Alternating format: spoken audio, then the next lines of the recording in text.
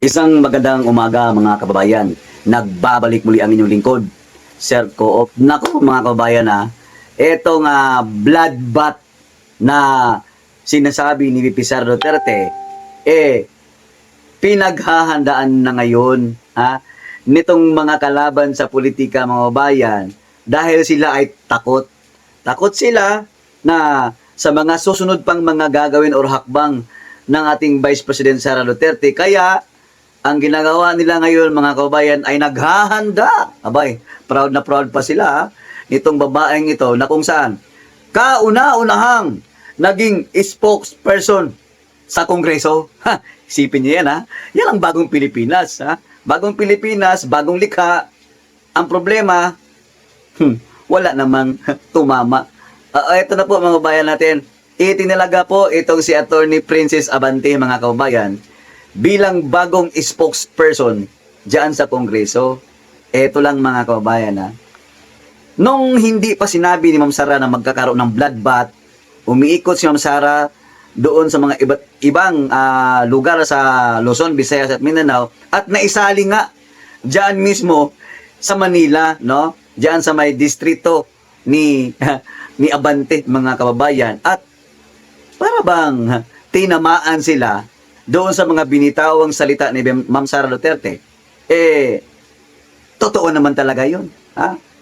Yung kanyang ama, yang si Bene Abante mga kababayan, wala man talagang ginawa. No? Naupo sa Kongreso, walang ibang ginawa kundi puro lamang paninira sa mga Duterte at abay kinakalaban pa itong mga vlogger mga kababayan at para bang nag-iwan, no? Kasi nga natalo ito si Bene Abante. So, ang gusto niya, mag-iwan siya ng legacy. Ano bang legacy yun? Ayan, papasukin nila. Papasukin nila itong kanyang anak bilang spokesperson sa Kongreso para daw, ipaglaban, na talaga dapat maging transparent daw at yung pagbabalita na walang fake news. Tragis yan. Ang tanong, bakit puro lang Duterte ang pinipake news ninyo? How about naman, dyan sa mga vlogger ninyo, abay, proud na proud pa sila na nagkuha ng bagong spokesperson ang Kongreso. Matagal na panahon, wala tayong spokesperson mga kabayan. Pero this time, at this moment, nagkaroon, first time po talagang nangyari ito. Na yung opisina ng Kongreso, lalo na si Tambaluslos, ay nag-hire sila ng kanilang papaswelduhan na naman. Ang tanong, hindi kaya ito maging copy-paste lamang ni Auntie Claire Castro? Kahit i-review nyo from day one ng kanyang pagsisimula ng trabaho hanggang ngayon, nakailang beses na siya, halos araw-araw, puro dating Pangulong Duterte. Dating Pangulong Duterte. Dating Pangulong Duterte. Ang tanong, baka copy-paste lang din ito, no? Sa paninira sa mga Duterte at atake kay Vice President Sara Duterte, itong ngayong attorney Princess Abante. Baka aabante lang ito ng aabante, walang ginagawa, puro lamang paninira sa mga Duterte din. Both Congress and Senate, mayroon na silang aso ngayon, mayroon ng buaya na talagang walang ibang gagawin, tatanggap ng sahod, ang kanilang mandato or direksyon ay siraan ang mag-amang Duterte mga kabayan. Eto na po, panoorin natin yung video mga kabayan tingnan nyo po dito yung balita nitong nakakagimbal, no? Magtalaga ka ng isang spokesperson na hindi naman siguro kailangan. Matagal na po yan. Ngayon lang talaga ako nahihiwagaan at talagang amazing itong bagong Pilipinas natin ngayon. Eto po. May bago ng tagapagsalita ang Kamara. Yan ay si Attorney Princess Abante, dating tagapagsalita ng Maynila at anak ni Manila 6th District Representative Bienvenido Abante Jr. Ayon kay Attorney Abante, hangad niyang maipaabot hindi lang sa media kundi sa taong bayan ang mahalagang impormasyon mula sa Kamara para na rin maiwasan ang mga naglipa ng kung ano-anong maling balita. There's a need to strengthen the communication mula sa House to ensure yung tama at makatotohanang impormasyon ay naibababa natin sa mamamayan.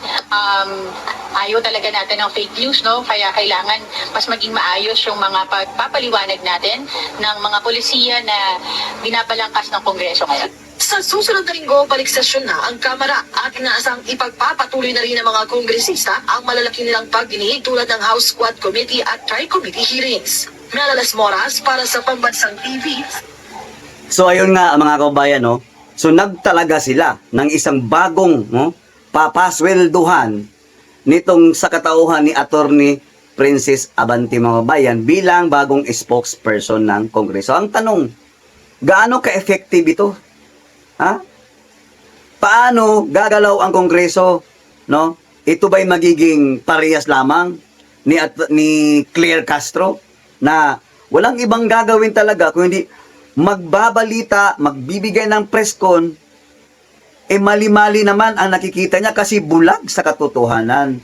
Kahit ang dami ng mga nangyayari na talagang totoo, na mayroon talagang mga krimen na maraming nangyayari sa bansa natin, pero ang sasabihin, hindi niya nakita. Baka ito lang din ang gagawin nitong spokesperson ng Kongreso mga kabayan dahil nga dito sa bloodbath, no? Kaya naghahanda sila, nag-hire si Tambaluslos, no?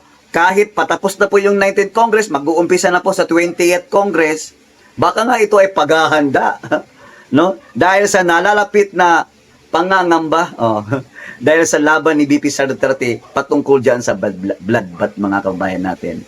Kasi naman ginagalit yung Aguila ha? Kahit nga hindi naman siya talaga impeachable, pero kayong mga nasa politiko, kayong mga ngayon nakaupo dyan sa Kongreso, pilit ninyong dinadown ang Vice President Sara Duterte kahit alam natin ng sambayan ng Pilipino nagtatrabaho ng marangal ang ating Vice Presidente. Lahat halos na naikot ni BP Sara Duterte sa Pilipinas para maghanap kung saan niya ilalagay pa yung iba niyang expansion diyan sa Office of the Vice President Satellite. Eto mga kabayan bakit nga ba, no? Hinire nila itong si Princess Abante. Ano bang qualification nito? Eto dating konsehala sa Manila, mga kabayan, sa District 6. Siyempre anak siya ni Benny Abante. Siguro nakitaan nila ng potensyal na magiging parehas di Auntie Claire Castro na talagang susuungin, kakalabanin ng mga Duterte, nakita nila dito sa isang abogadang ito na si Abante. Ito po yung patunay na video kung bakit kinuha nila at bilang spokesperson ng Kongreso. Ito yung Kongreso or spokesperson ngayon ng mga buaya. Ito po mga kabayan natin. Panoorin nyo po. Ayan, Hindi kaya takpan ng inyong paninira ang kakulangan nyo sa serbisyo dito sa ating distrito.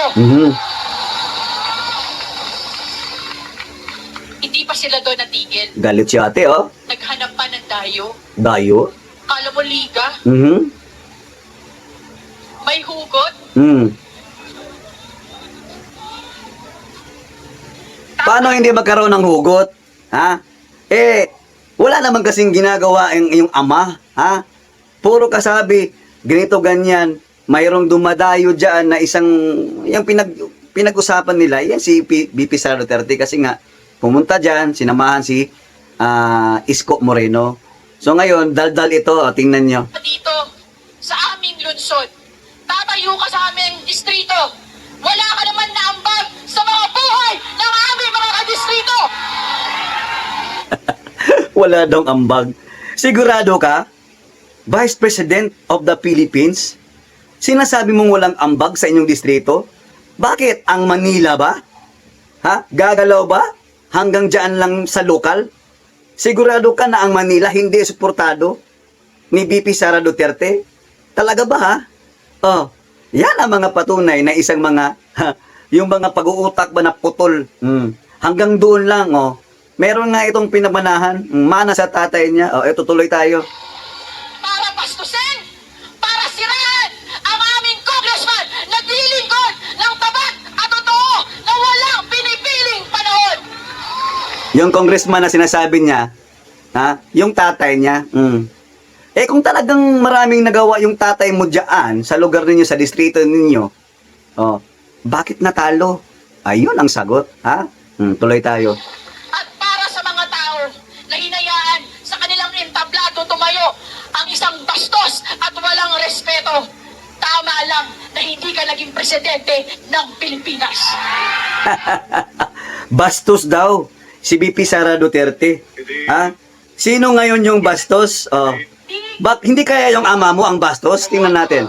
Kaya papaniwalaan nila ang sinasabi mo sapagkat yung audience mo mismo ang hindi nakakaintindi sa akin, Mr. Chair, ang pinapalagay ni Ms. Cassette, ha? Yung audience niya, mga tanga eh. Yun ang pinapalagay mo. Hindi ang gobyerno. Yung audience mo, mga tanga, kaya papaniwalaan nila ang sinasabi mo sapagkat yung audience mo mismo ang hindi nakakaintindi. That is fake news, Mr. Chair, and that is what we're investigating right now. You see? I hope that you understand that, Mr. Chair. Ms. Cassette, do you understand what I'm trying to say? A few moments Yeah, later.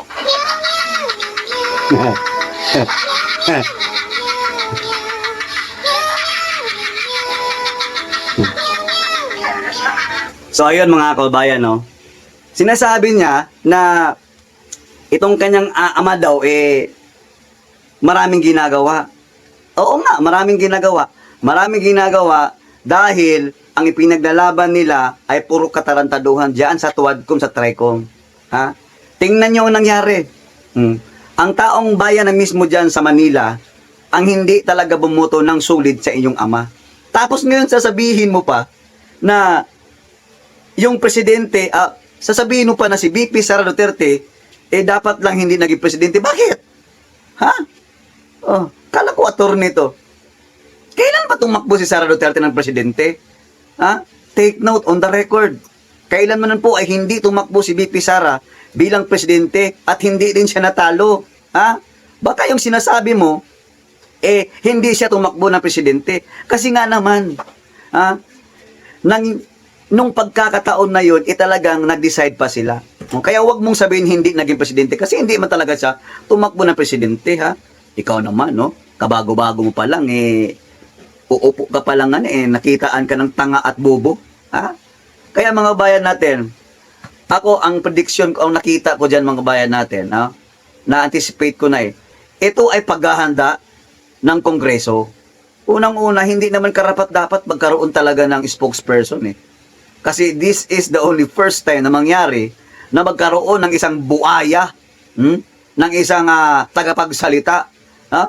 Akala mo kung sino kung sinong mayabang na ang daming nagawa bilang isang congressman, wala naman, puro lang ayuda. So ibig sabihin, itong kinuha nilang bagong empleyado na pagkaswelduhan na naman ng gobyernong ito, wala yang ibang gagawin. Ha? Kung buaya ang amo niya, buaya din ito. Sigurado yan. Ibig sabihin, nagtatrabaho lang yan para sa pera at para sa kanyang exposure. Kasi nga hindi naman siya konsihalan na. So ngayon, no?